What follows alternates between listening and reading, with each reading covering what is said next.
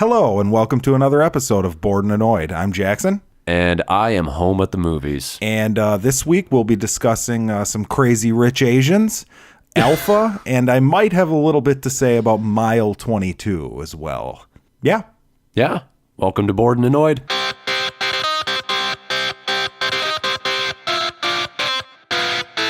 Bored and Annoyed. Right. Before we get into news, though, I do want to announce Mason Radcliffe was the winner of our Avengers Infinity War giveaway. He actually does comic book reviews on his Instagram. So if you want to check him out, it's at Mason Rad. That's one word, MASONRAD. So congratulations, Mason. And yeah, go check out his Instagram if you like comic books. Yeah, I'm heading your way, Mason, because I want to see what you think of Seven to Eternity. He's going to be like, damn it, now I got to go read that. It's a fucking great series, man. You should check it out. It's like one of the only comics I still read. Now, on the news front, relating to comic books, right. I guess we'll start there. Tom Cruise, yeah, leading his spacefaring beliefs into DC movies. Oh, shit, I didn't even make that. Yeah. I didn't make that leap. Yeah, he's now Green Lantern as a Scientologist, I take it? I guess so. I mean, that kind of would make sense. Sent here by Xenu. I think that's the god's name, so you can correct me. You could have said literally any combination of letters, and I would have believed you. You're the comic book guy, mainly. What do you think of the casting? I think he's probably a little too old at this point. I mean, he can run around in the Mission Impossible movies, don't get me wrong. And if they're going for the whole, so he would be playing Hal Jordan, which was the character that Ryan Reynolds played in the original. Sure. Now, we should mention he actually turned down the role because the rumor is that Hal Jordan dies in the movie. Okay, so Tom Cruise doesn't want to die? Makes sense. I mean, Well, I was just going to say, so they haven't really mentioned Hal Jordan in the DCU yet, correct? No, they had a quick he can't be a character that's been around and we just haven't seen him. Yeah, right? He would have to be a matter of he went off to space years ago and nobody's seen him kind of thing. Okay. That's sort of what I figured they would do, because he was the original Green Lantern. Well, technically that's not true. There was another one way back in the day, but he's not related to the Green Lantern Corps.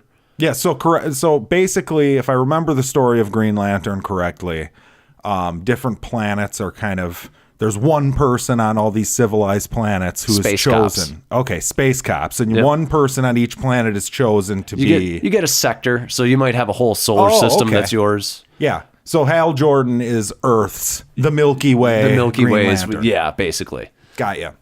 So yeah, there's that. But he turned it down. Huh? He turned it down. I actually think he probably could do a really good Hal Jordan. Actually, I'd be more interested in seeing him do that than another Mission Impossible, because he would actually probably have a character that's a little different than Mission Man. Yeah, I would be much more interested in seeing Tom Cruise be in a pitiful series that just deserves to be shit all over than in another installment of his incredibly awesome action series that just churns out quality time after time. My statement has an addendum, which is if it was a good movie. If it was good, okay. But he could do both. He could do both. Right. I'm just saying I would like to see him break out of that Mission Man role. Well, so it'd be interesting because you'd think he'd be insistent because he's a wacko of doing his own stunts and stuff. Right. What kind of practical effects would they have to put in? That's the real reason. Yeah. Is that he's just doing green screen stunts and that just doesn't work for him. He doesn't want that. It doesn't get him going. Yeah. So, okay. Well, Tom Cruise, if you're listening, which I'm sure he is. Yeah. Yeah. Big fan. Yeah, I support you. Go ahead and take that role. As long as it's not as bad of a script as The Mummy. Yeah. Well, that's the thing. He clearly wants another franchise. I don't think he trusts Mission Impossible to go forever. Right. So, yeah, I get it. I mean, Jack Reacher, that fell apart on him. Yeah, I liked the first one. The second one was kind of shitty, though. I didn't really like the first one. The first one was okay, but it was all right. But it's a throwback to 90s action movies where the guy can do everything. And it's too long, if I remember correctly. Yeah, problem. It's still way better than the second. The second is dog shit. Second one's bad. It doesn't even make any sense. But yeah. So I mean, he's got that. He's got Mummy. Nothing's working out for him outside of Mission Impossible. So let's just start calling him Ethan Hunt. That Mission Impossible guy. Yeah, Mission Man. Got some more bad news. It just feels like movie news is most of the time it's bad news. I would agree. But, I mean, I don't think that you think this is bad news, though. Bond had Danny Boyle set up to direct, and he left due to creative differences. Yeah, so, I mean, everybody's jumping all over this like it's a disaster for MGM or something. And I'm sitting here like, well, they've made some pretty successful movies, and Danny Boyle didn't direct them. Right. I can't make a judgment as to whether or not it's a bad decision unless I were to read the story that he had come up with. Because apparently what I was reading today was that there were creative differences regarding his script. Right. So the guys who wrote the previous script for the last couple of Bond movies submitted one. Right. And Danny Boyle, and I forget the guy's name, some guy he works with, submitted one. And I think MGM went with the tried and true formula versus the Danny Boyle one that they were coming up with. Right. So, I mean, I would expect the movie to be good no matter what, hopefully. I don't know. The Daniel Craig series is sort of all over the place, really.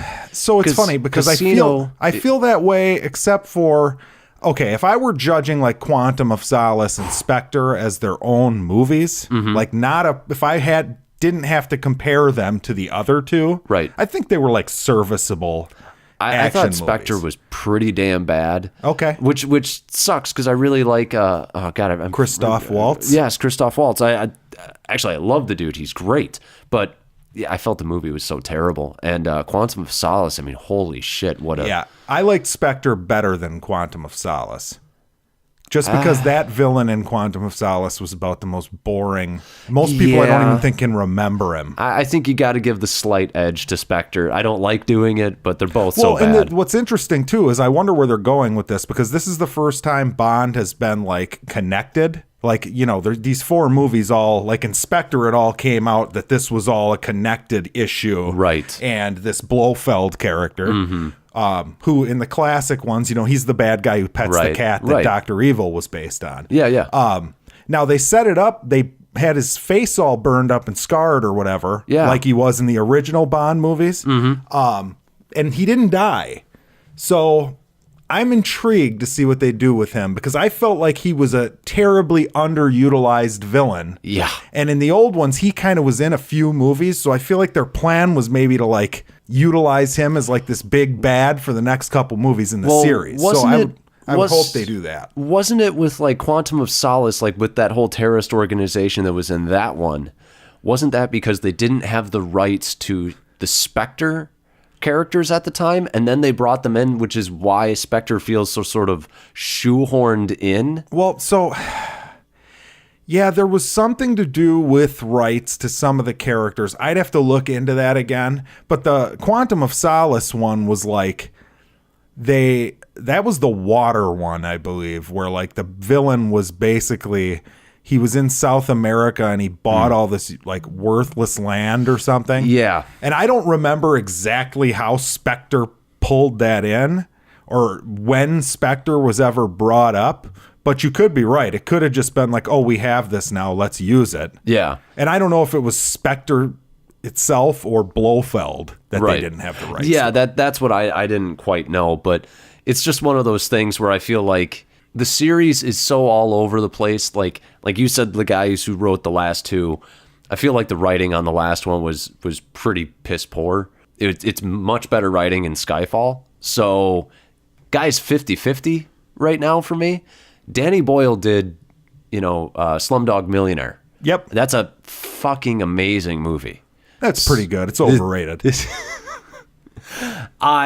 fine. I love it personally. I think it's a great movie. So I was really excited to see this. It kind of sucks to see him go. I mean, I'm just worried we're going to end up with another Spectre, That'd be fine. I don't care. Yeah, I want it to be another Skyfall, or Casino Royale is still my favorite of the four. I would agree with that. But yeah, I'm not... I come from watching fucking You Only Live Twice and Tomorrow Never Dies. Yes. And fucking the Ice Die one, Another Die Day. Another Day. Yeah. So Spectre's great. In comparison. Correct. Yes. Spectre is a fine little action movie that after Skyfall looks like shit.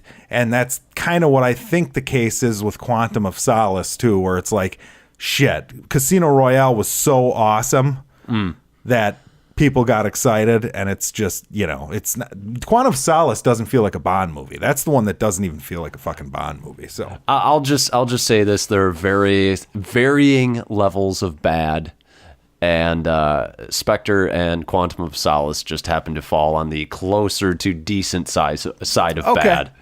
Yeah, I mean, I can't say I wasn't disappointed with either of them. Yeah. So, although that beginning of Spectre in Mexico on the Day of the Dead or whatever is pretty fucking sweet. Yeah, I was actually, that was the thing that got me, is I was like, oh, this movie's starting out kind of good. Yeah, it was pretty badass, and then it kind of fell apart. Yeah. And I thought Christoph Waltz was good in his, 3 scenes that he had, Yeah, I just kept on getting more and more pissed as the movie went along, because I was like, you guys are not utilizing him well. Right. But whatever. A little bit of nice news here. Tessa Thompson is joining the Disney remake of Lady and the Tramp. She is going to play Lady. I was going to say she playing the tramp. What? Who's the guy? Who's the tramp? I don't feel know. like that was cast too, but I could be wrong. Yeah, it's just crazy because we were talking about how many of these they've got: Mulan, Aladdin, Lion King, Lady and the Tramp.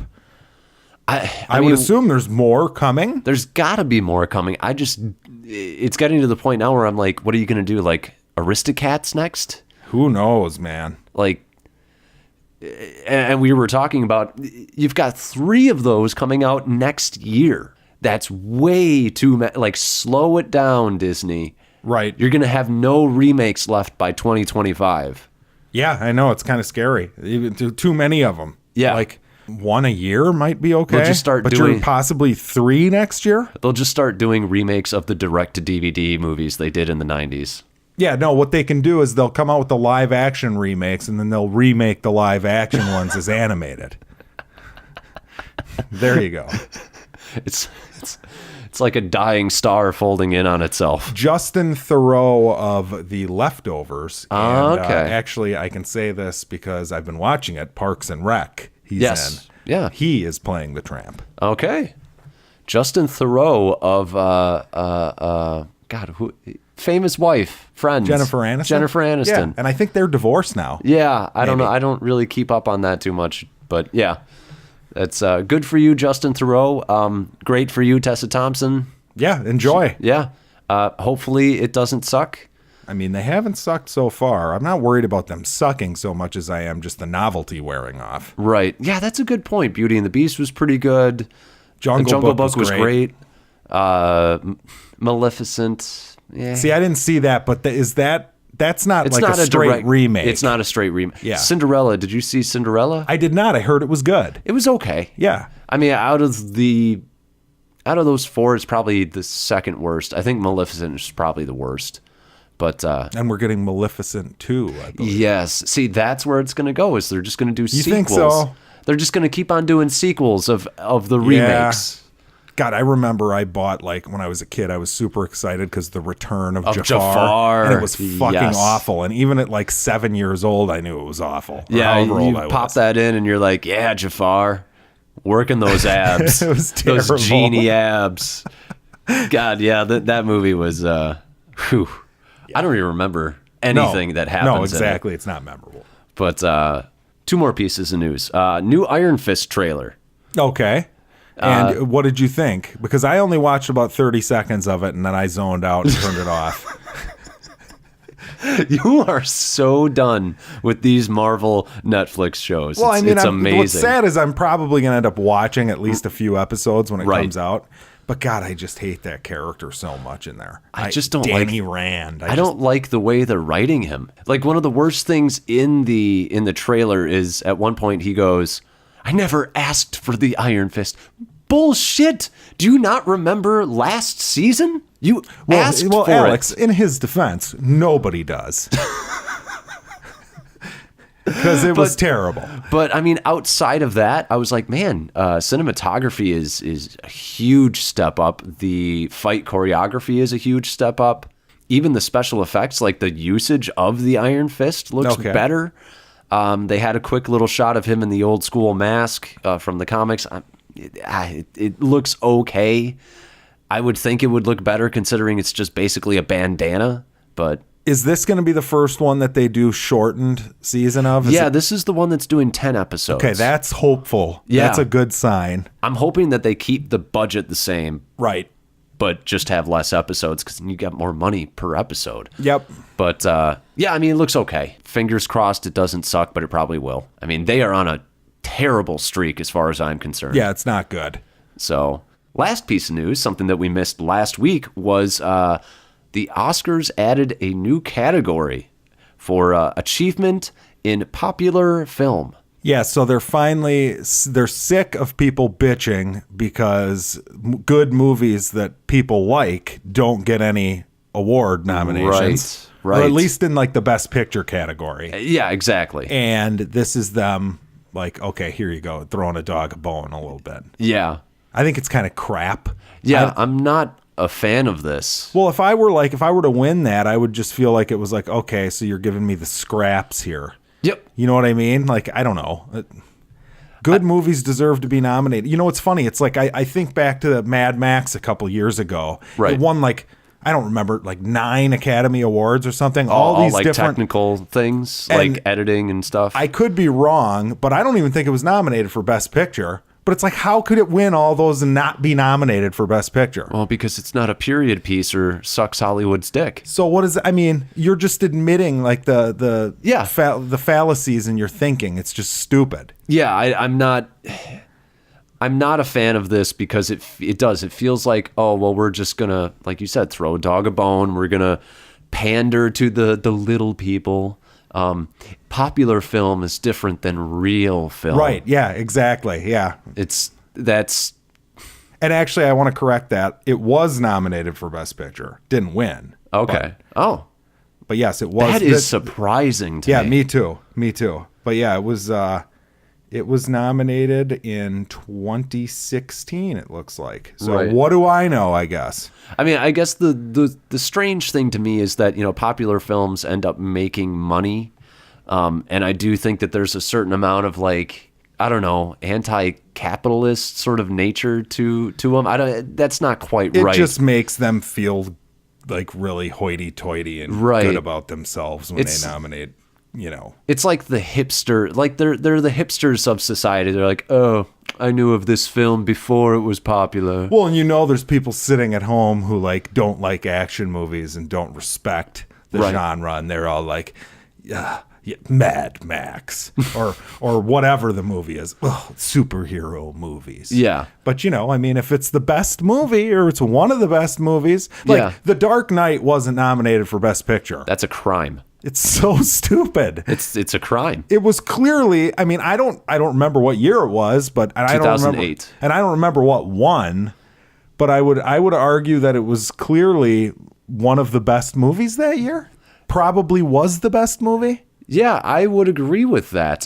Same with we had I got into a little bit of a Facebook spat about this, and apparently Back to the Future was not nominated for Best Picture. Yeah, stupid. I mean, it's a level of like, I don't care what won that year. I don't know if there's probably a more influential film that came out that year than Back to the Future. Well, it's the only one that's still talked about. I mean, people talk about how like I think Shakespeare in Love beat out Saving Private Ryan for the Academy Award for Best Picture that year. It's like, who the fuck remembers Shakespeare in Love? I don't think The Empire Strikes Back was nominated for Best Picture. Slumdog Millionaire was the winner in 2009.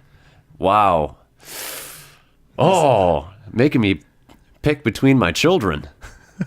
God, that's a tough one. I don't think it's very tough. Sorry.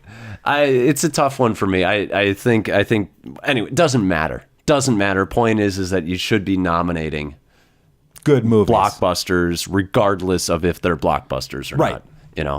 So do you want to go into what our home viewing was this week? Yeah, real quick though, MoviePass. Update on MoviePass. Oh. So now they're limiting the specific movies that you can see by the day. So they'll come out with a calendar. Okay. There's like a calendar for the coming week. So Monday you can see this, Tuesday you can see this, Wednesday you can see that. It's fucking stupid and terrible. That's amazing. But Happy Time Murders is on the Friday list. Cha-ching. Yep, so I'll be stuck watching that. But yeah, no, yeah, just wanted to give that update. Everybody's still bitching. It Yeah. still sucks. So I don't understand how they're still operating. It's been a couple weeks. It's easier to operate when you don't have to spend money because nobody can see the movies that they want to see on your service anymore. Really good point. Oh man, I love it.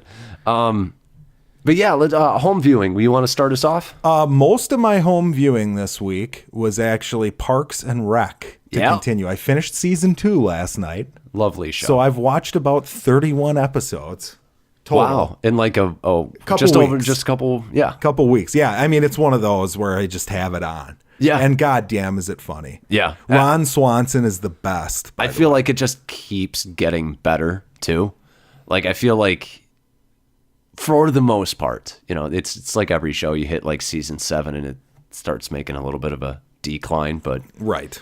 But yeah, great show. But yeah, that's trying to think if there's anything else I've watched. Oh, last week I watched the Better Call Saul episode. Okay. So not this one from this week because my dish was rained on, so I couldn't watch it last night. Right.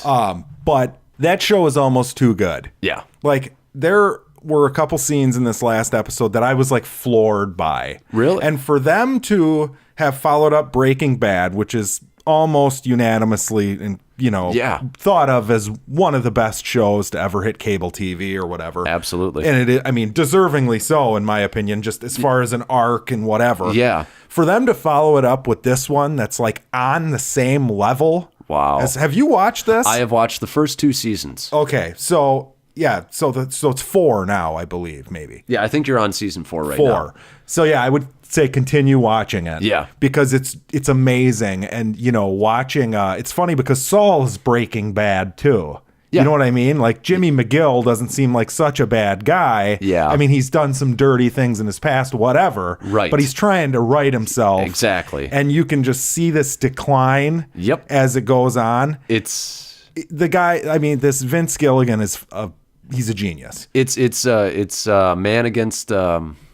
man pushed against the wall. Right. Trying to keep on becoming a better person, but can't fight the system. Yep. Essentially what it becomes. And the side characters in this, once again, you've got Mike and Gus. Yep. God, I love Gus. I know. Gus is so great. He's great. But yeah, you've got those two, and then Kim, his like girlfriend or whatever. Yeah, she's great too. They're treated as important characters. Even like Howard, who's the other lawyer who like runs the law firm with douche the brother. nozzle. Yeah, he's kind of a douche, but like, you start to understand his motivations. Yep.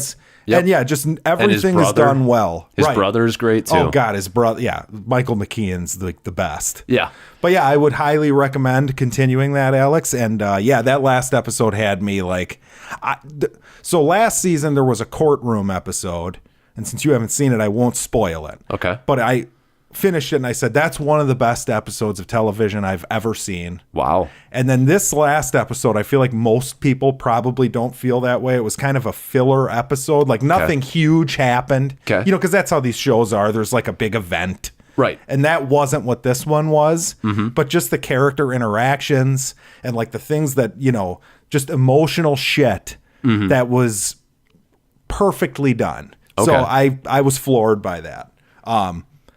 Continued watching Sharp Objects.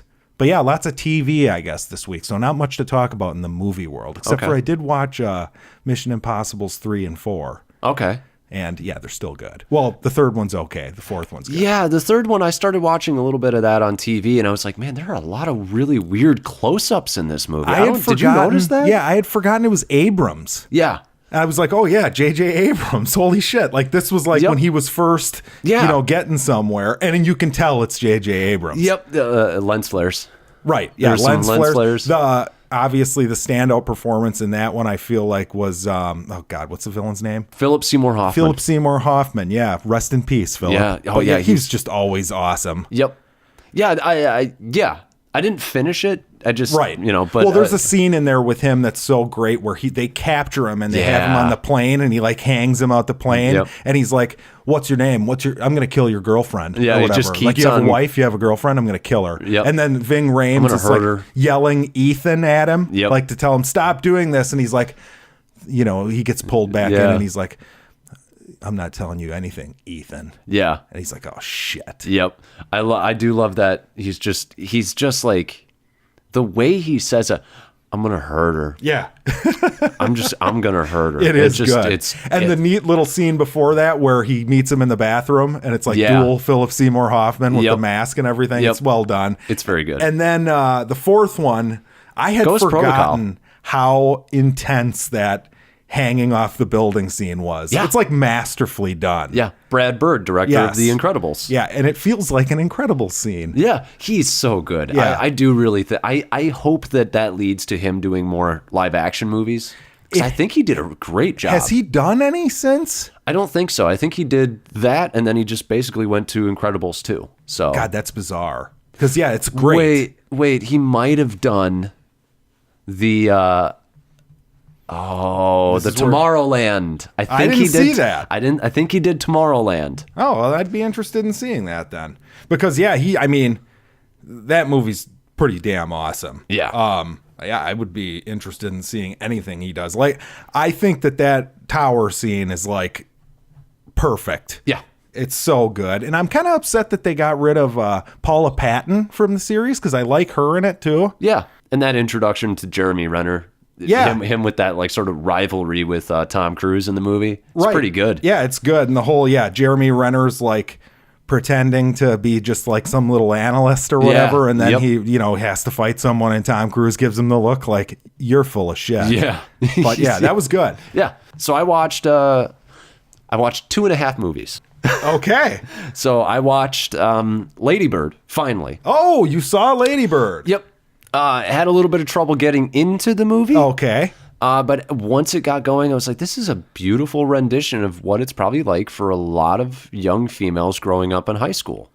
Lower income high school kids. Well, it was funny because she was kind of a lower income person who went to like a private Catholic school, if I remember the plot correctly. Yeah. So she didn't really fit in with the rest of the school. Yeah, and you've got I forget the actress's name, but you've got Roseanne's sister. Roseanne's sister, Jackie. We'll just call her that. Jackie is phenomenal in it. Yes. And I had a conversation with my mom afterwards because she had told me she saw it. She was like, it's okay. It wasn't really my cup of tea. And I was like, okay. And I was like, the mom was freaking nuts though. And she's like, it feels like that's what like movies always do with mothers. I think she's a little sensitive about it. Okay. But I got to talking to her about it and I was like, but I really understand her as a character. Like, she's really overbearing, but I feel like she's pretty complex. Yes, absolutely. And I felt like, not to excuse the stuff, but it's almost excusable based on the situations of her life for her to act in these ways. Right. So I thought the dad was really good too. He was too. I loved the fact that they dealt with like, older male depression because that's a big thing. Right. So I'm like, that was great too. And it was also weird because, both you and I, we grew up in the early 2000s. To hear all this old music and to realize like these were people right around our age. Sure. That was kind of cool. It had that like nostalgia feel. Yeah. Yeah. I when I saw it, I was like floored. I walked out like, wow, I can't really think of anything I hated about that. Yeah. I mean, like I said, the beginning was just a little slow for me. I don't know what it was, but once I got into it, I really liked it. I really, really liked it. Yeah, it was good. I was impressed. I wanted that to win Best Picture because A Ghost Story wasn't nominated. So. And then I saw Valerian and the City of a Thousand Planets. Oh, Jesus. All right, now we're going to the opposite end of the spectrum. That was really just all over the place. It's funny because I feel like the core of it, like the idea is awesome. Yep. Like the opening scene where like all the different planetary groups are like you're like, holy shit, this is sweet. I think it's the best scene in the whole movie, if I'm honest. Yeah. And it's great because it's setting it up. It's doing exposition in a really cool way. Semi-visual, semi-narration. Sure. But then it gets into it falls into something that I feel like we've been noticing more and more since CGI has become so prevalent, which is like we can create all of these worlds and everything can be CG, which means none of it is special. You just go from CGI place to CGI place, and none of it feels real or tactile. And you just keep on. You spend like 5 minutes in each area, and it's like, yeah, each area is well defined. But guess what? I'm never grounded, and like that's because of the fast pace of the plot. But because I'm never grounded in it, I never spend more than 5 minutes in an area, it doesn't feel real. It feels like a video game. So there was only, out of all the cool stuff, and I'm sure if I put it on right now, I'd see a lot of cool stuff. Yeah. The only thing that stuck out to me that I thought was really neat, and this is, you know, I mean, the whole movie has good-looking CGI special effects For everywhere. the most part, yeah. But it takes a good idea combined with that to make it good. And I liked the market, like the black market area where they put the goggles on or whatever, and there really is nothing there. They're in a different dimension. So that was interesting. That's a cool idea, and it's executed in a really cool way. My only problem with that was we hadn't really...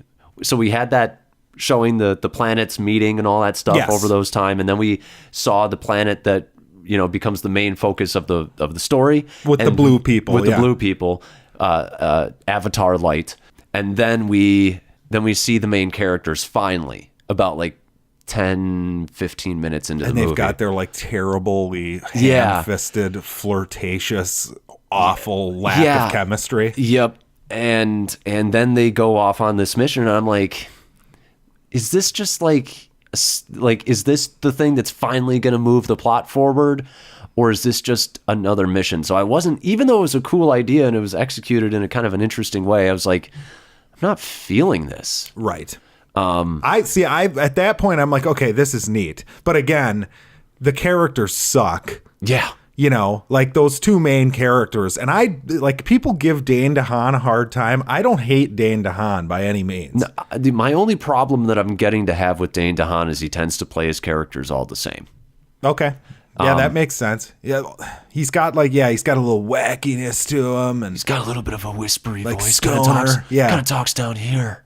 And I'm just like, so many. There was one line I can't remember. Oh, it was like Action Man line. He goes, he shoots like a grappling hook at a ship that's trying to get away from me. He goes like, I think he actually does the Tom Cruise line. He goes like, hold on to this for a second, and I'm just like. This line would be so much better if you didn't whisper everything. You just mentioned Tom Cruise in a line we talked about Mission Impossible. Yeah. In number 3, when he's on the wall of the Vatican, he's like, Humpty Dumpty sat on a wall. Yes, he did. He looks right at the camera and says it. I was like, what the fuck was that, Abrams? What the fuck was that? Yeah, it's the worst. I almost turned it off right then. So I was like, that was horrible. I mean, it just takes you out of the movie. How did that pass everybody? Because, man, it's cool. It's Tom Cruise. It's not cool. Well, and I like how at the end of 4, like he yells "Mission accomplished" and hits the button. Or wait, it might be the end of 3. I bet you it's the end of 3.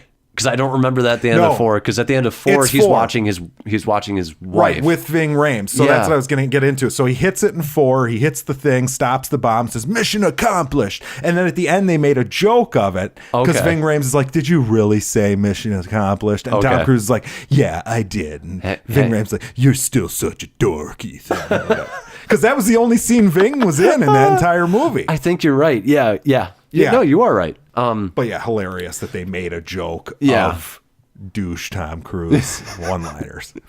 But back to Dane DeHaan. But yeah, Valerian was it's just not a good movie. I mean, the thing is it's so visually interesting. It's nice to keep on the screen, but it's just boring.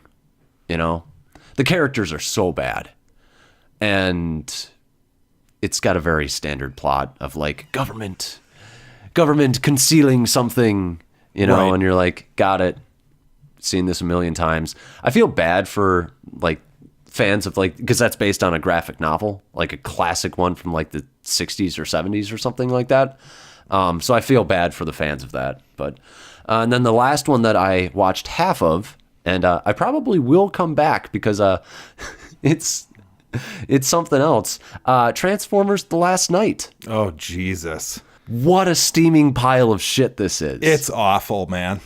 The first scene, they keep on cutting back from Merlin and King Arthur. Merlin played by, what's his name? Stanley Tucci. Yeah, Stanley Tucci, who already played a different character in the franchise. And then they keep on going between Stanley Tucci and King Arthur and King Arthur's in a battle, and Stanley Tucci's trying to get Transformer to help him out. Stanley Tucci is Merlin. And Yeah. he's like a drunk. Yeah, I think his first line is "Oh Jesus, I'm slogged," Oh, it's or something terrible. like it's bad. It's really bad. But the thing, like, this was sort of what let me know like how bad this was right from the get go. Like, none of those, like, that battle is shot pretty poorly as far as Sure. like, you can't tell what's It's going on. a rip-off of the Gladiator opening scene. Yep. That's what it looks like. I was going to say they shot it at probably the same frame rate, so you can see because what I noticed is it had like flying dust Right. and debris just in the same way that the Gladiator one did. You just know what they were going for, which Right. was that.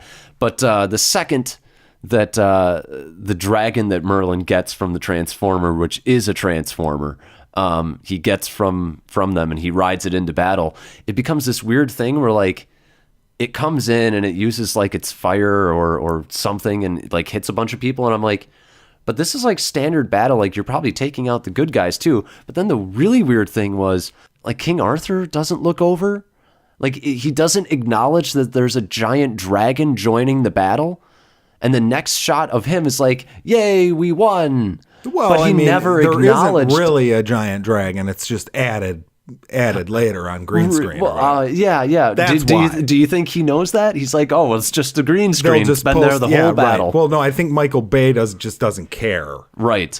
I was just so floored that they didn't even throw in a reaction shot to a giant dragon joining your battle. That's fucking nuts. Right. And then just it becomes this giant disjointed, like going over to all these places where you get all this exposition. You see, guy who does this with the bowling ball in fucking Big Lebowski. I forget his name. Right. John Turturro. John Turturro. They go to him for some fucking reason. And he says one line like, you got to put more ice in the margarita or something like that. Yep. You're like, why? Oh, it's the worst. That movie is the worst. It's so bad. And then Mark Wahlberg lives in a junkyard because Transformers are illegal. And those kids, holy fuck, those kids, they're so bad. The movie it's terrible, and I'm loving how terrible it is. Yeah, well, there you go. Continue. Yeah, It just gets worse as it goes. I cannot believe how bad it is. It's terrible. Like I'm like a Transformers apologist. Right. And overall, and this one is not, you can't excuse, it's terrible. Like, it's so bad. They have like, so the one before this left off with Optimus going off and like, I'm going to kill my creators. And then he just like, he shows up and it's a 1 minute scene of him getting brainwashed. He's the only like interesting thing left, and he's hardly in this movie at all. Yeah. Like his voice like saves huge chunks of this movie just Yeah. because it's so awesome. Yep. And it's not like present really. I in the actually movie. thought he sounded old. Well, Like, he's. I mean, I know the voice actor's old, but no, Jesus. but he's like run down. He's being taken over by the whatever her name is, the whatever. So you're saying that it was not. I think it was a choice. Okay. Yeah. It wasn't an accident like everything else in this movie. No, I think it was a choice to like. I don't know why, but Right. You know, I mean, you get your Optimus moment at the end. Well, that's what sucked too. Is like, I don't think you care about spoilers. No. But basically, he shows back up. Like, I thought, you know, okay, you've got Optimus being bad. Right. Like, that could be interesting. Right. Yeah, no, he doesn't show up till the end. Yeah. And he's bad for all of like 30 seconds. Sounds about But right. then Bumblebee talks, and that snaps Optimus out of his badness. Did somebody heal his voice box? Yes, apparently. I mean, I don't remember the details. Because at the beginning of the movie, he's talking with the radio. No, he talks at the end, like, Optimus, what are you doing? Or something. Oh, and then they act like that's the first time he's ever talked. Right. Because, again, they don't care about continuity at all. And at the end of the first Transformers movie, he talked. You know what would be great is if we had more than Bumblebee and Optimus True. as like actual characters in Yes. these movies. Well, we've got like the John Goodman John character. Goodman's fucking hillbilly Transformer. Isn't Steve Buscemi one of them, too, in this one? I think he is. I think he is. And then you've also got Ken Watanabe. Well, and also. another thing about the continuity here is when did Megatron was not Megatron anymore in the fourth one, but he's Yeah. Megatron again at the He beginning is, of this and he one. has a completely different design. He's got a completely different design, not explained at all. Right. Whatever. He looks And badass. voice. And voice. He looks badass as Because fuck in this Hugo movie. Weaving was finally like, nah, I'm done with this. I'm too good for movies. Yeah. That's right. Yeah, that's his thing. Yeah. I'm too good for this or Red Skull. I'm just too good for movies at this point. Which sucks because he should have popped back up as Red Skull. He really Why should not? have. I mean, he missed the opportunity to be the best the Red Skull has ever been. It's true. In his one moment. In his one moment. So, way to very go, true. Hugo. But I just, the Transformers themselves are so fucking annoying. They're like children on steroids. Like They're terrible. they're like the terrible twos. They're just like fighting each other and talking shit and like, And they've got a puppy, like, robot. that eats cars. Yeah, yeah. Holy fuck. It's just mind-bogglingly bad. It's bad. So it's way worse. Like, I know people hate 4. It's worse than 4. It is worse than 4. I did not think it was possible Yes. because I hated 4. Clearly worse than 4. 4 And Anthony Hopkins, what are you doing being in that? By that the way. reminds me of the voiceover because you're like, the movie starts and you're like, oh, am I watching a Thor movie? Because Anthony Hopkins Yeah. is voiceover. But then like his voiceover is cut up in such ways where like he starts a sentence, he's like, they say that you have to sacrifice something to gain something. And then like a minute and a half later, he finishes that thought. And you're like, the moment's gone, man. Yeah, well, that moment was never there. It was never there, but I was Right. like, wow, this is so... Yeah, it was a disaster. It's so bad. But let's get into the movies we actually saw this week in right. theaters. Alpha. So, did you see Mile 22? No, I didn't. You might as well let me get that out. I am anxiously awaiting. It's a pile of shit. So I had it right. Yeah, you did. You did, but to my defense, the previous 3 movies these guys teamed up on We're good. were good. Right. This one is fucking terrible. Right. Premise is basically there's this Asian dude who can unlock this thing that gives them the location to these caches of like some deadly weapon of sorts. Okay. They need to get him 22 miles from the station where he's being kept to the airfield to get him out, and then he will give them the code to open this thing. Right. So the team that's transporting him are like this CIA covert ops team where before they go into a mission, like the missions they do are so fucking crazy that they need to like be disavowed from the US government. Right, Because yeah. if they got caught doing the things that they're going to have to do, they would make the basically we can't take responsibility for what you're going to do. Yeah. So the idea is they're so twisted and dark that like only a certain type of person could do this job. Right. Yeah. And this makes the characters totally unlikable. I mean, they're monsters. Oh. Like just nothing but anger and like they've got like severe bipolar disorder or something. Oh, man. Like Marky Mark That in this sucks, just 'cause screams at people. That and like sucks because you just described something that could be really cool. that's where I'm like, that's the only points I'll give this movie. Is like there's some neat ideas in here. Right. And it's just done so shittily that I couldn't even take it. And that's how bad the trailer is like you can't even tell that like they're supposed to be bad people. All you know is that they're like, oh, we can't be Right. US citizens because we're so whatever. So the other character, Lauren Cohen from Walking Dead, is in this. Okay. She plays kind of the female lead to Mark Wahlberg's male lead, I would say. So her character, like, she has a daughter back home in the States that she can never see because she has this job, and you can't have a personal life and have this job. Right. But the way they introduce this is her talking to like her ex-husband or whatever, the father of the kid, because he watches the kid. Right. And it's like them fighting on the phone.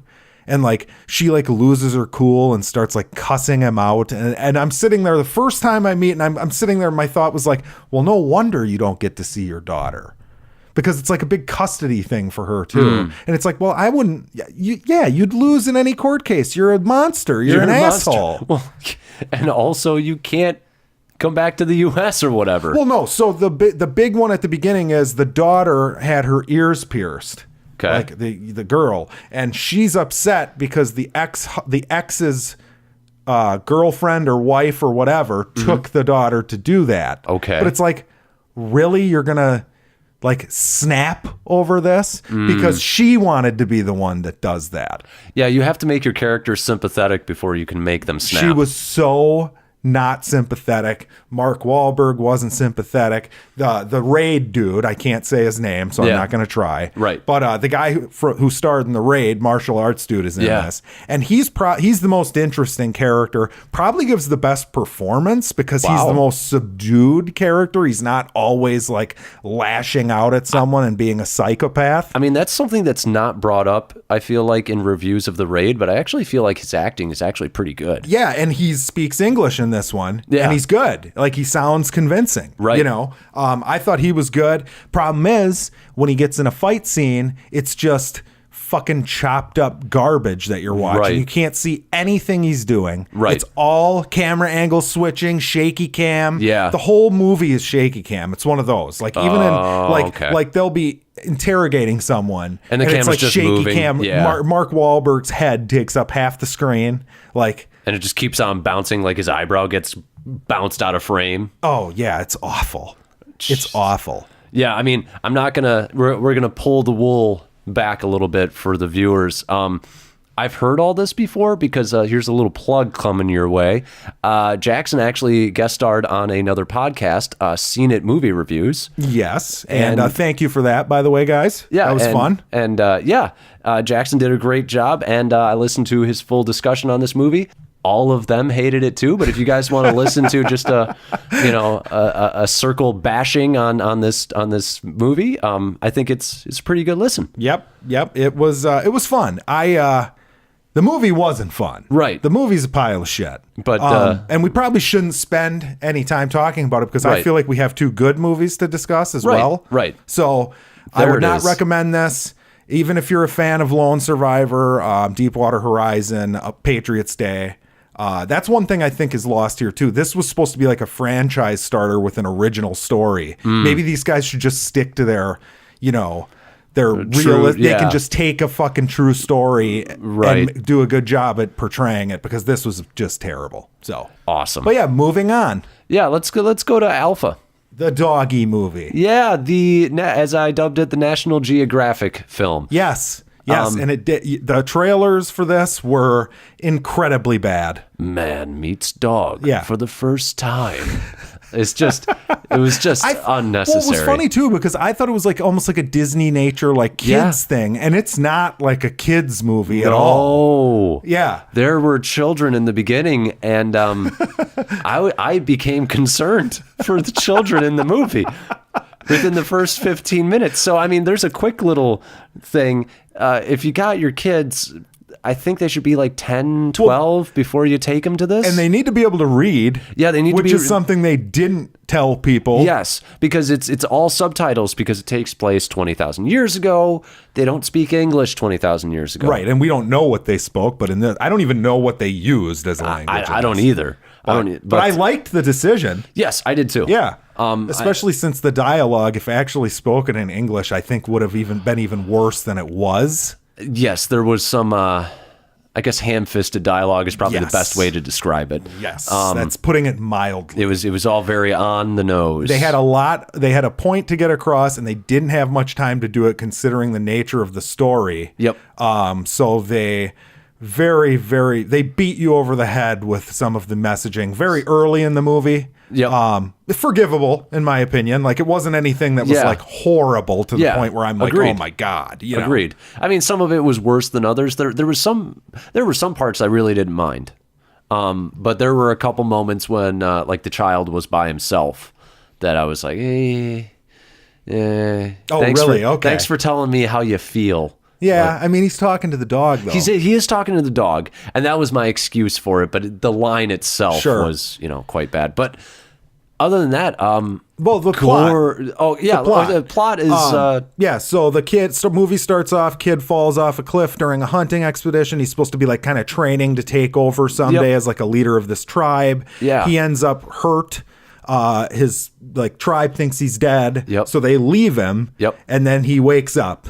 Yeah. And he's all alone and ends up, I'm not going to spoil how, because we're not into spoilers, right. but he ends up befriending a dog, or a wolf, I should say. Yes. And it's their journey to try and get home, I guess.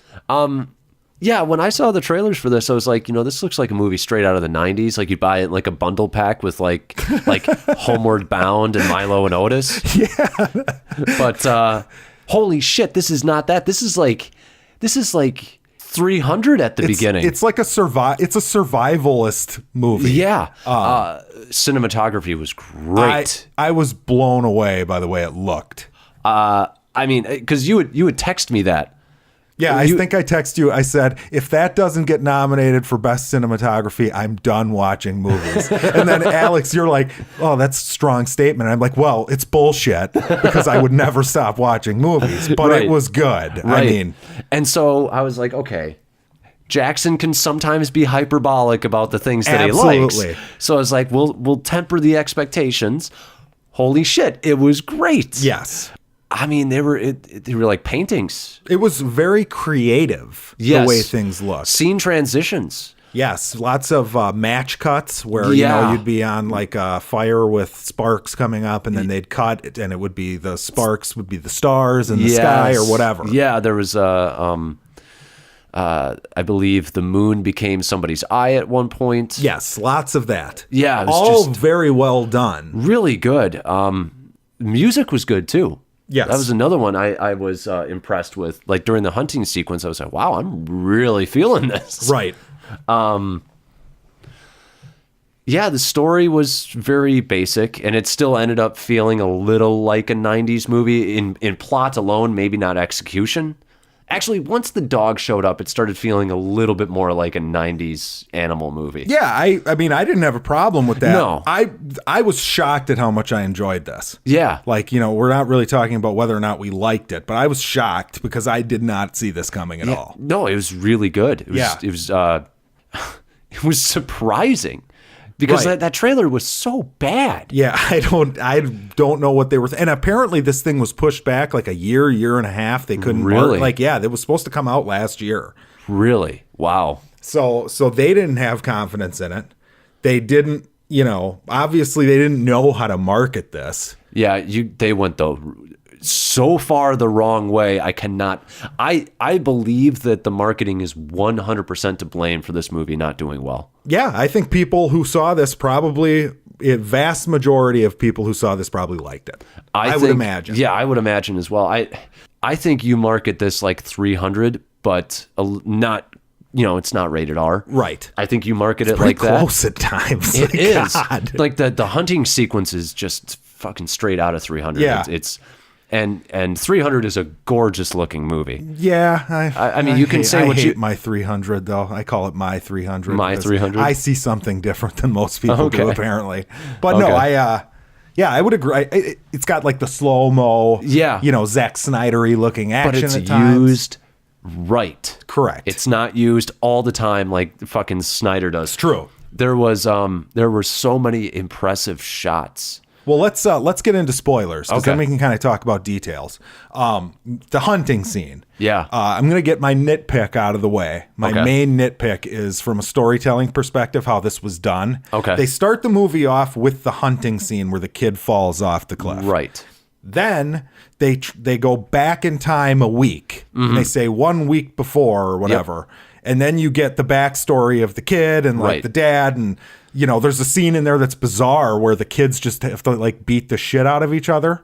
They have to beat up the ones who are approved to go Yes. on the hunting mission. Yes. So there you go. Yeah. So they, which was like right Yeah. away, I'm like, Yeah. whoa, this is Whoa. not what I was expecting. Extreme culture. But anyways, they go into all that, and then they do the thing where they had now we're at the time where we're at the hunting scene again. Yeah. How do we want to do this? And they show you like little snippets of the hunting scene. They showed too much. At that time, you think? The second time. Yeah. Okay. I felt like it went too long. So I'm for removing the first scene, the opening, Gotcha.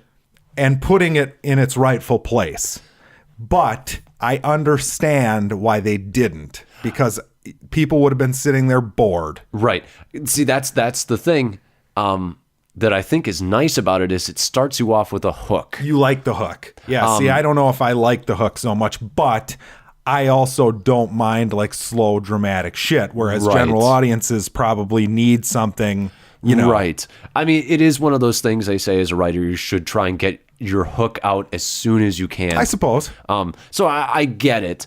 And the hook being this amazing shot of him being knocked off the cliff by the buffalo or whatever. It was pretty good. That was an amazing shot. I still can't help but see it and be like, there's no fucking way he's not dead. No, you know, I mean, whatever. But that doesn't bother me too much. He kind of hit a few things on the way down to slow his descent. Well, and it was neat too how like the way that he was stuck on, like he doesn't fall all the way down. He falls like halfway down the cliff and he's stuck on like a rock, you know, a jutting out like rock formation that's stuck to the cliff. So yeah. But and then getting into scenes that were like, holy shit, when the vulture lands and like bites his fucking lip. Yeah, that was no good. I was just like, this is what kind of movie this is, huh? Yep. You know, and then he has to like, he falls again, he breaks his leg, he's got to set the bone, and it's like, you know, sound effect of him setting a bone. It's just very, another little touch I liked was during that scene with the buffalo, the one guy, like the other tribe leader, eating the ants off of his arm. Yeah, that was a great little touch. And then they did another thing. I mean, it's just more stuff that solidifies that this is really not for little kids. Right. But like they find the feces and one of them literally just picks it up with bare hands and like smells it. Oh, God. You know, while tracking. Yep. And I was like, wow. Okay. Dude, they jump on a fucking like boar or whatever and viciously smash its skull in or whatever. I mean, you don't see that. Right, but it's like... But it is there. And then I'd say probably the most shocking scene at the beginning of the movie was the saber-toothed tiger scene, where the saber-toothed tiger took out one of the dudes. Oh, yeah, he just runs by and snatches him. Because they do this thing where, like, oh, you think it's gone, and you think the scene is winding down because they've sort of got this close-up on the main character. Right. And you're like, okay, he's going to have his contemplative thought, and then we're going to move to the next scene. Nope. Cuts right back to the wide shot, just quick enough for you to see this kid get dragged off.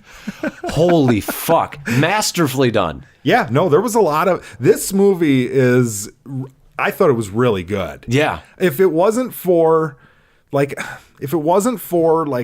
nitpick would be some of the CGI is cheap looking. Yeah, I would agree with that. And some of the dialogue, like I said, is just a little bit too ham-fisted. Right. And the only other problem, my last problem is and this is a good problem to have, I guess. I wanted it to be another half hour to 40 minutes longer. I actually was fine with the length. Okay. I thought it was kind of just ends, you know? I feel like it moved at a really great clip. So, I mean, that was the thing that I liked about it. And to its defense, I'd rather have a movie be too short than too long. Absolutely. 100%. Absolutely. But yeah, I was incredibly impressed. The ice scene. It was crazy.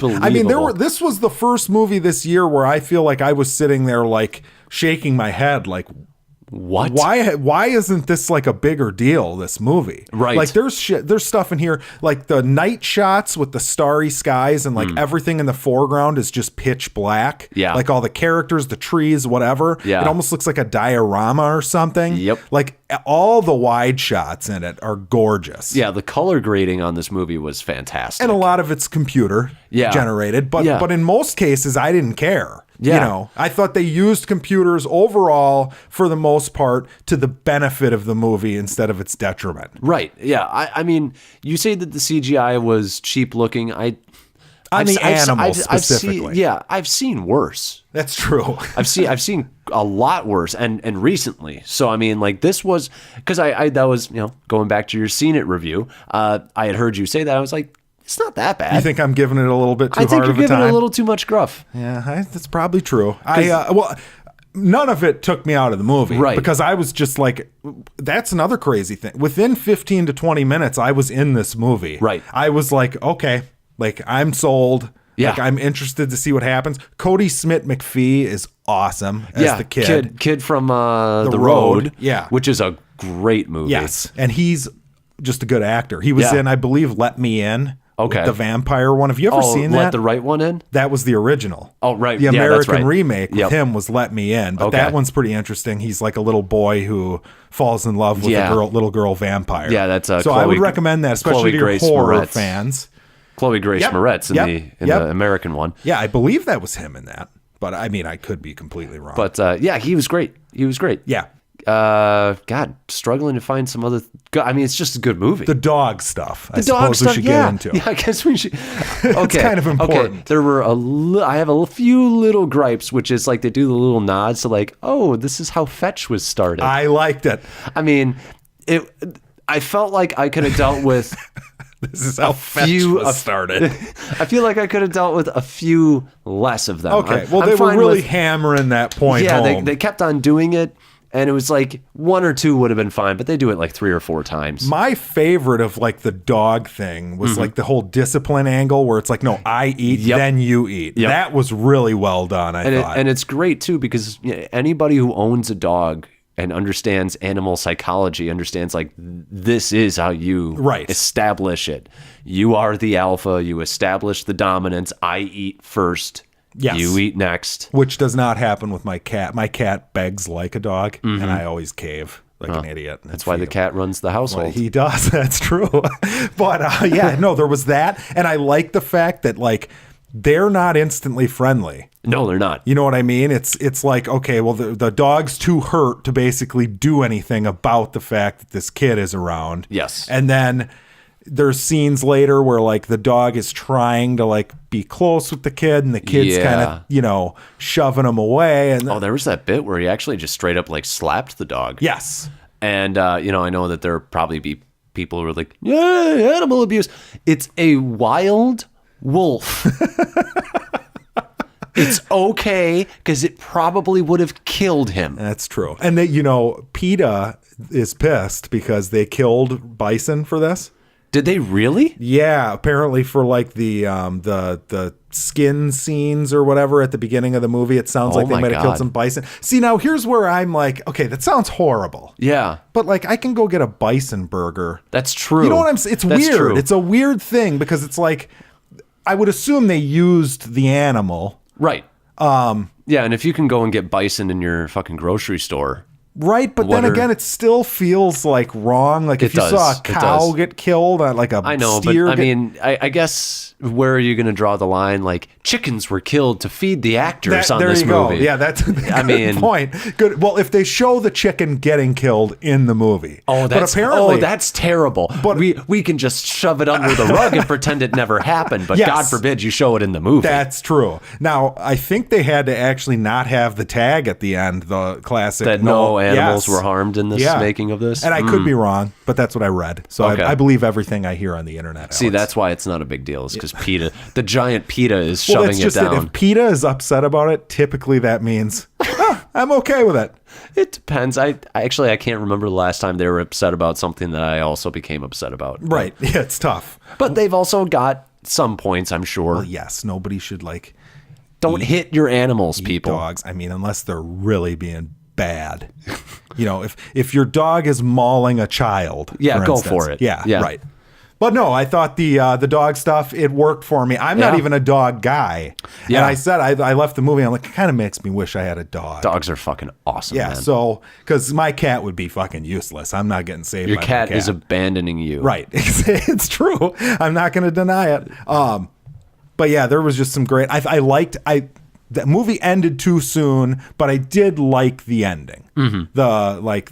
The shot of the wolves with the humans and whatever. So yeah, highly recommend this one. Yeah, it's maybe the biggest surprise of the year. I was American Animals for me, and it was toppled like the second I walked out of this. I'm like, okay, this is the new one. So I haven't seen American Animals. It was good. Okay. It was good, but it didn't look as bad as this one looked. Okay. You know what I'm saying? Yeah, that it might be, this is tough because I think that Isle of Dogs is a better film, but I think I like this. This is my favorite dog movie of the year. That's a rough one because rough. That's a rough one there. Oh, look at that podcast joke. Unintentional pun there. But that's rough because Isle of Dogs was so fun. Yeah, I know, but I feel like when I have these, I'm going to own these both, and I feel like that's going to be Alpha's going to be the one that I pop in more often over the next 10 years. Or I do feel like the thing that Alpha has over Isle of Dogs is Isle of Dogs ran a little too long for me. There you go. And this was right around the perfect length. They don't make movies an hour and a half long anymore. I know, and I saw 2 of them this weekend. What was the other one? Mile 22 was an hour and a half long. I don't know how long Crazy Rich Asians was. It was probably hour 45 to 2. Segue. Crazy Rich Asians. No, I'm just kidding. So you would highly recommend this as well, I suppose. Yeah, absolutely. Okay. Yeah, go see it. Support it. You know, it's yes, a good movie that's a good point. Is I'm grossed out by the little amount of money this is going to make. Yeah, this should have beat Mile 22, and I don't believe it did at the box office this weekend. It did. So it absolutely deserves to. Right. I don't even need to see Mile 22 to know that. I think it deserves to be the #1 movie of the weekend, but you liked it? You liked it more than Crazy Rich Asians? See, this is one of those again. I don't think it's necessarily a better film per se. But for me, you know what? I did. The more I think about Crazy Rich Asians, the more I'm like, yeah, I think I enjoyed Alpha more. Both good, though. Both good. Yeah. Yep. I mean, that's our quick review. There you go. That's end of the show. Thanks, guys. Bye. But let's get into Crazy Rich Asians. Do you want? I'll do the plot since you kind of go summarize the last two. This one's gonna. So you've got this Rachel. Rachel is her name, right? Yes. So you've got this woman named Rachel. She's dating a guy.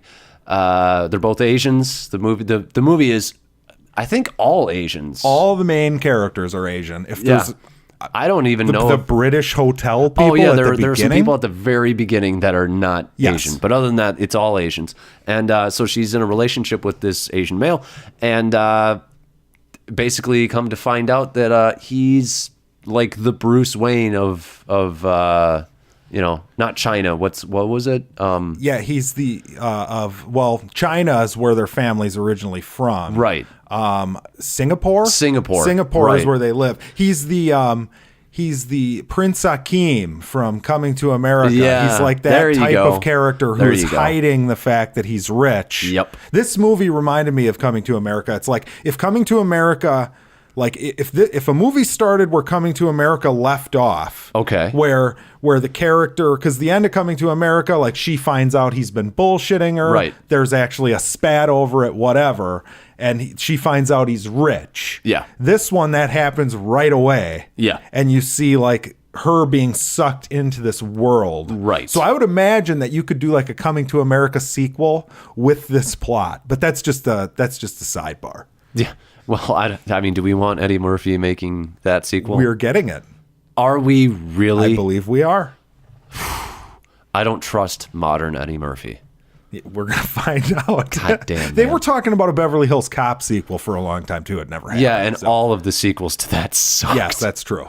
But no, I thought, go ahead. It's we basically nailed it. He goes back there. He has a friend who's getting married. He's, I believe, the best man at the wedding. So they're going to go back to Singapore. That's where she finds out that he's super rich, and she is introduced to his giant fucking family of rich people that are very like ingrained in Chinese culture. Yes. And what's appropriate and what's not. Right. And they kind of look down on her because she's not real Chinese. Yeah, she's the Prince Ali of the movie. Yes, Prince Ali. Actually, that's not really true. The Sultan in that movie was accepting right away. That's true. Yeah, the parent. Yeah, you're right. No, yeah, it's a very general story that you've seen like different versions of. Yes. It's basically your standard rom-com done really well. Yeah. With an all Asian cast. Yeah.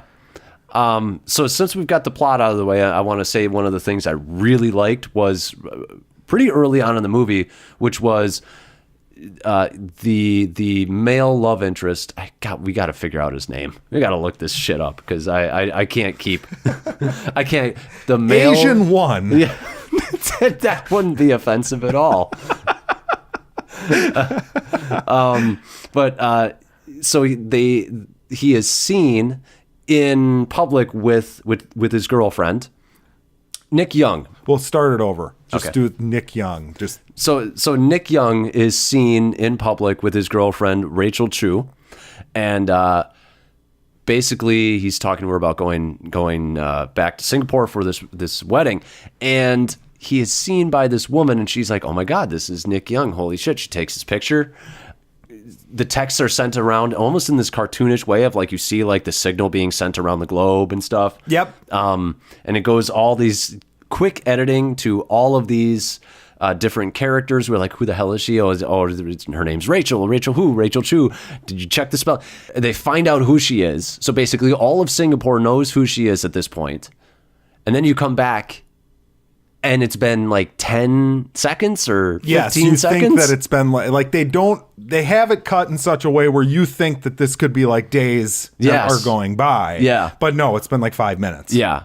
Yeah, they're And- still sitting there with their food, not finished eating it. Yep. And It was he's so already impressive. like, yeah, it was good. It was the moment where I was like, ooh, That's we're pretty going to be stylistic about this. Pretty clever. Yeah. And then there wasn't as much style to the rest of it. Like, No. You know what I mean? Well, there was the bit where they're introducing, so they introduce Nick Young's mother, who's played by Michelle Yeoh, and they show all of her children. Yep. It's not just her children, but the family. Right. The main players in the family. And they've got this like quick montage of like, you know, their name or the location that they're at in like this big, huge, colorful letters and Yep. lots of quick editing and done very stylistically. But the beginning was easily the most stylistic out of the rest of the film. Well, and it was funny because that was the part where I'm like, okay, this is going to be another one of these. I got sucked in. As the movie went, I got more sucked in as I got to know the characters better. Agreed. I like the characters. I especially liked Astrid, the cousin who is married to the guy who feels like inadequate because he's not the wealth bringer of the family. Yep. I thought that plot was extremely intriguing. I felt like it was the most real. Right. It was like the emotional core of the movie almost. Well, and Michelle Yeoh's story, her backstory that was good, also too. very real. Well, the way they kicked it off with her like, oh yeah, you're not going to let me stay in this hotel. Yeah. Goes outside and comes back in like, nope, it's my hotel now, you bastard. I took that as she just went out and was like, oh, you're racist to me? Yeah. I bought your hotel. You're fired. Yeah, you can clean up my shit now. Right. Because she literally goes and makes a phone call and she owns it. That's so, awesome. Yeah. And you're like, ooh, this is a badass character to Yep. watch out for. Like, that's how you start. I mean, Yep. what a way to introduce a character, you Yep. know? Because it's a way where you don't hate that character. Right. What she did was right, but you know she's ruthless. Yes. You know? And that sets her up in a great way. But you also see her son there, young Nick Right, Young. yep.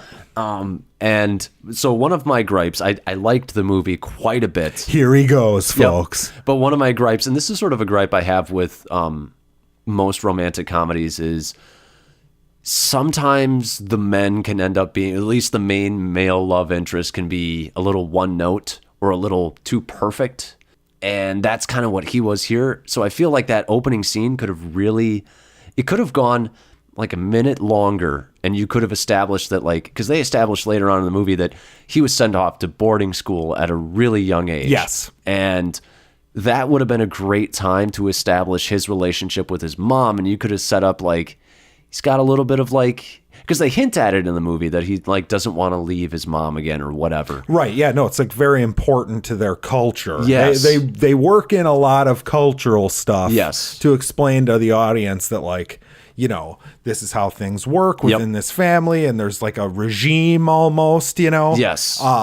But yeah, I agree with you. And it's funny, little side thought. This is what makes the character of Prince Charming in Shrek 2 so damn genius. Yes. Is because that's the point, right? That you've always got like the fairy tale male character who's just perfect. I'm perfect, you know? And then in that movie, he was just an asshole. Because it is one of those things where I'm like, because it's a fairy tale. Right, it is. This movie is a fairy tale. He's a prince. She is a commoner who's being brought in. It's a Cinderella story, 100%. Yeah, and you know, that's fine, but it's also one of those things where you're like, I mean, I get your gripe. Right. But at the same time, it's like, we know what this is, right? Right. Well, I mean, we're discerning adults. The thing that gets me is like, when you get children who grow up on this stuff and then they think that's how relationships work.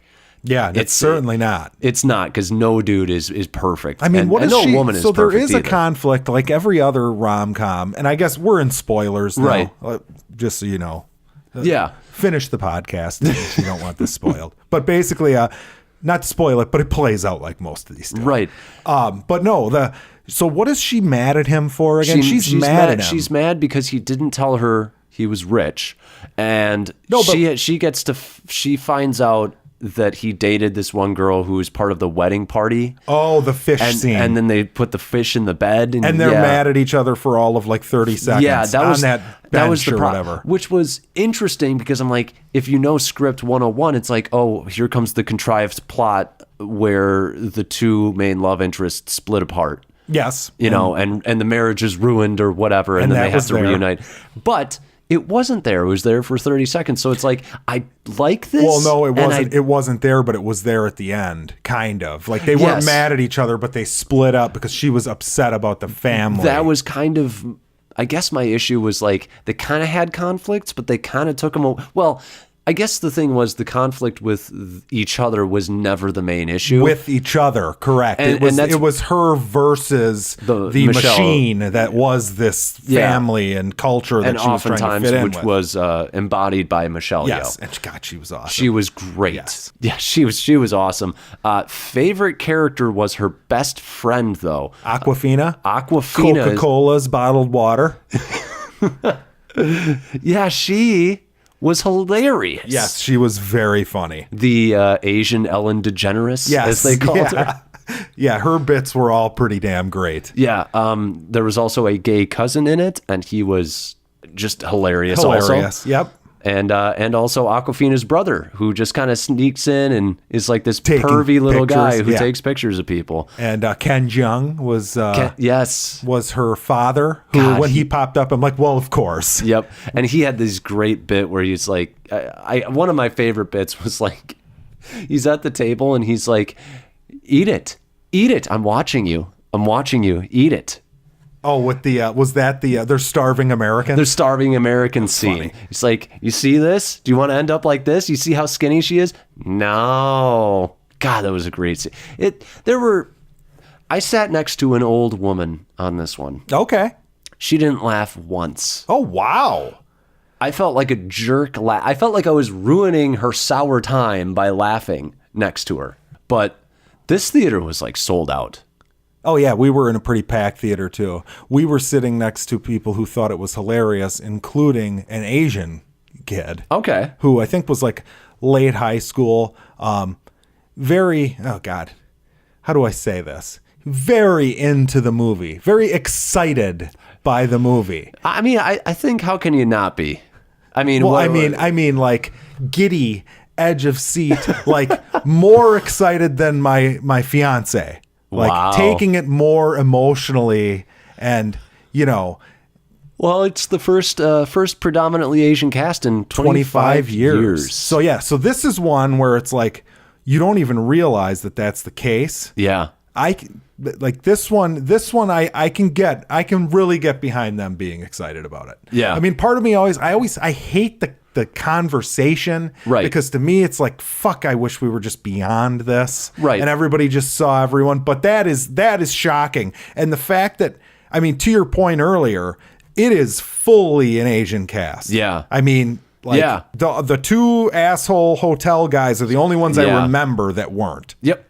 Yeah. So kudos to them. Yeah. And for it to be so good and so well received. Yep. There was a little bit of like, it almost felt like a tourist advertisement when they went to Singapore. They're like, do you see all these great scenes? And it was a beautiful city. Oh, I'm sure that Singapore gets something out of this. Yeah. That was something that took me a little out of the movie, was like, ooh, the glory shots. Yes. But again, it's almost like when the princess gets taken to the castle or whatever. Right. She's entering this new world. You know what I mean? It's not original. Right. outside of it being an all Asian cast, there's nothing really that original here. That just takes me back to another Aquafina bit where she's just like, well, I wouldn't want to impose. I don't want to come in. Oh, yeah. I don't want to. Oh, fuck yeah, I'll come in. Like, oh she's my god, she's got her like cocktail dress and stuff in the car. Holy fuck, she nailed I want it. her in every movie. Well, we're gonna get 2 more of these. Apparently, are we? Yes, it's a trilogy. Okay, it's a trilogy, and I'm ready. Okay. Apparently, the second one is more focused on the Astrid character. Good. Yes, very good. Because that was one of my favorite parts of the movie. So that plot line, the cousin basically has this husband who she finds, like, there's hints that he's cheating on her or whatever. Yep. Now he doesn't feel secure in the relationship because he is not the breadwinner. Yep. And he's very, ashamed of that. Yeah. So like she has to hide all of her like expensive shit that she buys and whatever. And the way that's played out to like he's an asshole. Yeah. But you kind of understand, like and it's a very childish way that he's thinking. But she takes some ownership of what's happened in their relationship as well. Yeah, I think the thing that pissed me off, and it's just a sign that I was into the movie. Right. Was it pissed me off that he tried to turn it around on her. Yes. And it's like no. You made the choice. Yep. You are the asshole here. You don't get to point fingers and say, well, if only you made me feel like. And then she has this great line at the end, which is, "It's not my job to make you feel like a man." I was like, that was really pump good. your fist. And like, that you, scene dude. was great too because she's trying to be nice to him by hiding all her stuff. Yes. But she also understands that that's wrong. Yeah. And she admits that. It's one of those things where you can tell, like, fundamentally they're just maybe like they just Correct. don't work. Yes. Because like she's doing something that she knows is wrong, but it's the thing that it's the only thing she can think of to do to make him feel better. But as far as like a side plot that's happening in a movie, it was really good. It was really good. Yes. And I liked the way that that sort of roped in Rachel, and she was the first person. She was the only person that found out about it. Correct. I loved that. Loved the so there was that game theory because Rachel is a professor at the New York University With the bluffing at the beginning. bluffing. I enjoyed that. I was like, hey, this is kind of cool, but like I felt like she was getting played throughout the whole movie by Michelle Yeoh. I was like, you're like this game theory genius. Like, what's going on here? And then she finally does something in the Mahjong scene. Oh, God, was that good, that scene. That little speech she gives about how basically, like, I just want you to know that you didn't want me in this family. And when your kid has their grandkids and you're all sitting around happy with your life, just remember that it's because of me. And I could have taken your son from you. Yeah, and because boom, I walked away. Hits her with the Mahjong win, which I don't understand the game at all. And it doesn't matter. And I mentioned this on my guest gig on the Seen It podcast was it reminded me of the better way to do, we were talking Bond earlier, so this is perfect. Casino Royale has a big poker scene. Yes, it does. And during the poker scene, there's some jackasses watching the game. Yeah. And they are explaining the game to you. Like, right. And now he has 3 7s. Like, let's see what blah. And it's like, it's completely unnecessary because the game doesn't matter. Right. It's the characters and the way they're interacting. Now, they play Mahjong in this, and I have no fucking clue what's happening in the Mahjong game. Right. I mean, I get that, like, okay, she thinks she's winning now, and this girl wins, and that's all you need to know. Yep. It's the interaction and the conversation and how the characters are working against each other in the scene that's important. Yep.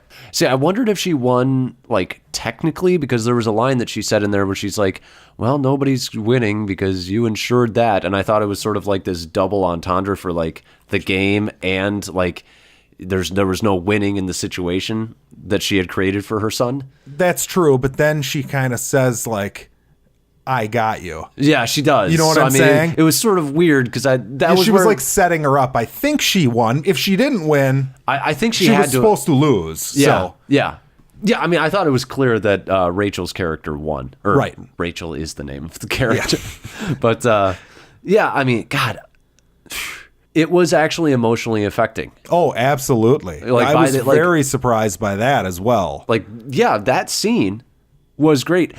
I did not love the scene where he meets her at the airplane? I did. Okay. And yeah, I feel like I've seen it a million times. That was my only problem.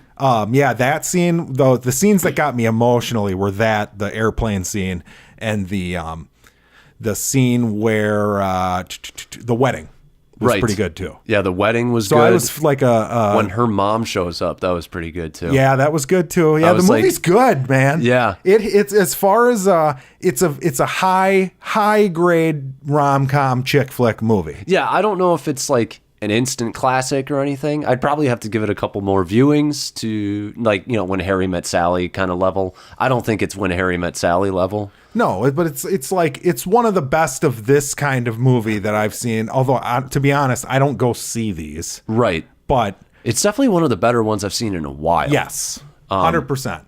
It's better than your, Matthew McConaughey, like those type How to Lose of a Guy in 10 Dates. Yeah. Holy shit. I started watching that. It was so bad. I can imagine. That's how most of them are, man. Yeah. That's why this is a good one. And the Asian cast, it's fun. It's fun, You don't see movies like this, so. Yeah. It had a lot of flavor to it, just like totally, like you're on a trip with them. Correct. Now, one thing that bothered me back to the dead fish scene, like that wouldn't just be sloughed off. Right. I mean, that would be like police need to be involved because this is really threatening and it would really fuck with you. Yes. Like, agreed. Very much. I feel like that's something that could have played out through the rest of the movie, but they didn't want that for the tone. Yes. It would get quite serious. Well, then just make it something else. Can it be something that's a little less like ridiculous? Yep. Well, they needed the fucking Godfather homage. Oh, yeah. That's what it was. I mean, it's what it felt like. Yeah. Well, and then she's just like, no, we're just not going to say anything. And I'm like, well, you can't sleep here because this room would be disgusting. It would smell like dead fish for fucking weeks. You have to clean up the blood. You know what's weird to me is they bury it in the beach. And I don't know if this is right. So you guys can email and let us know. But I had heard that you don't want to bury dead things on the beach because then they just start decomposing on the beach and the beach starts stinking. Yeah, I would imagine that would stink. So I was like, you're being a dick. Just throw it out to sea. Well, they're not going to be able to throw it out to sea because the waves the tide would just bring it back. So they needed to get on a boat. They need to dispose of this thing. Yeah. But bring it to the restaurant. There you go. Hey, you could have some sushi. One of my favorite bits though was the husband has a bachelor party, or the best friend has a bachelor party, and both he and his best man are like, nope, not having this place, like with all the girls and the fucking craziness. I was like, that's, I think, what most men are like now. They're it's not the strip club and go fucking crazy. It's like, I want to have some steak. I want to play poker. I want to hang out with my dudes and do that kind of thing. That brings up another role I liked in this is the guy, I can't remember his name in this movie or in Silicon Valley, but the little Asian dude that lives with Silicon Valley folks and gives Ulrich Bachman a tough time. He plays like the crazy, and funny. Yeah. Really funny. Yeah. Well, I think the thing I liked about it was like if you watch Asian cinema, there are he's an archetype. Like he's absolutely, he's in a lot of kung fu movies, that type of character. Sure. And they have a lot of those, but they do them really well. So even from that perspective, I was like, still doing the archetypes, still doing the cliches, but it's like our, Mission Impossible discussion. Yes. Doing them well. Doing them well. Yes. Yeah. So, high recommendation. Well, and there was the scene in there where the mom kind of like, you think that she's basically saying like, look, I was in your position once. It took me a long time to get accepted, blah, blah, blah, blah, blah. And you're like, oh, she's finally warming up to her. And then boom, slams her down with like, and I know you'll never make it. Yep. That was rough. She was so good. She was. My goodness. I like how they had a little switcheroo on you too with the grandma. You think the grandma's on her side, and then boom. Oh yeah. No. Well, she poisoned her to that grandma. Yeah. Yeah. It was good. Yeah. Well, yeah, that's my thought. I mean, I'd give it like a B or something, I guess. I'd go right around a B. Yeah. Yeah. I think that's maybe B plus. Yeah, see, I'm giving Alpha a B plus. So I can't give this one the same grade as Alpha. I just can't. Yeah. I mean, okay, so grades are broad. This is the problem, because cinematography Alpha to me gets like an A plus. Right. Well, I'm thinking about it like out of 100. Right. You know, if they're both a B plus, this is an 84. That's true. Yeah. There's an 82 and an 84. Yeah. Right. So that's where I'm at. Is they're in the same ballpark. They're in the same ballpark. They are. Yeah. Yep. So go check those out. There are good movies out right now. There are quite a few good movies out. Until this Friday. Yes, the Happy Time Murders. I'm so fucking stoked. I'm dreading this movie. It's gonna be so fucking bad. There's a couple other ones I'm gonna see too. I'm gonna go see. I want to see Papillion, which is the prison escape one, and then I want to see. There's a movie called. This is kind of a chick flick too, I think. Okay. It's called Puzzle. Okay. And it's basically the Indian dude from Life of Pi, like the grown-up version of the kid. I think maybe he was the dad. I don't remember, but he's in it. And basically, this woman enters into a puzzle competition. Looks like an indie flick, one of those stupid little indie flicks. Okay, so I might go see that. All right. Well, that's been another episode of Bored and Annoyed, guys. Yeah. Thanks for listening. We'll catch you next week. And yeah, go to our website and check out our stuff. I'll be sending out a weekly newsletter. Follow us at the different social links on our website. And we will talk to you next week. So enjoy it. Bye-bye.